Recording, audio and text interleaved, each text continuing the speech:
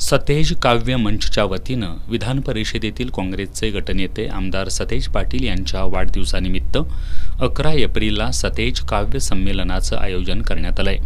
राजर्षी शाहू स्मारक भवनमध्ये सकाळी 11 वाजता साहित्यिक आणि चित्रकार मिलिंद यादव यांच्या हस्ते संमेलनाचं उद्घाटन करण्यात येणार आहे, तर कवी डॉक्टर वसंत भागवत हे अध्यक्षस्थानी असणार आहेत। यावेळी प्रकाशक अनिल म्हमाने, सामाजिक कार्यकर्ते सचिन खराडे यांची प्रमुख उपस्थिती असणार आहे।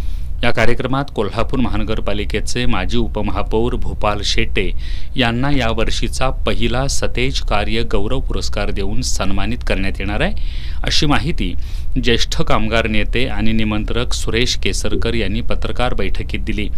भूपाल शेटे यांनी गेली 40 वर्ष कुष्ठरोग बांधवांची सेवा केली आहे। स्वखर्चातून दरवर्षी कुष्ठरोग बांधवांच्या मुलांच्या शिक्षणासाठी ते गणवेश आणि शैक्षणिक साहित्याचं वाटप करतायत। राजकारण, समाजकारण आणि वंचित बहुजन समूहासाठी भूपाल शेटे यांनी भरीव काम केलंय। या उल्लेखनीय कामासाठी त्यांना हा पुरस्कार दिला जात असल्याचं त्यांनी यावेळी सांगितलं। आमदार सतेज पाटील यांच्या हस्ते पुरस्कार वितरण होणार असून रोख 5,000 रुपये, 25,000ची पुस्तकं आणि सन्मानचिन्ह असं या पुरस्काराचं स्वरूप आहे, तर कवींना मानपत्र आणि सन्मानचिन्ह देण्यात येणार आहे।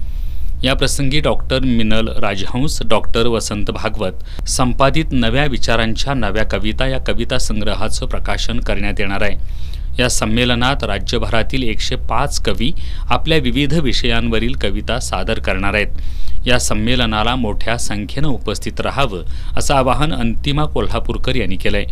यावेळी भगवान माने, संभाजी थोरात, संजय सासने, अनिता काळे, दिनकर आडसूळ आदी उपस्थित होते।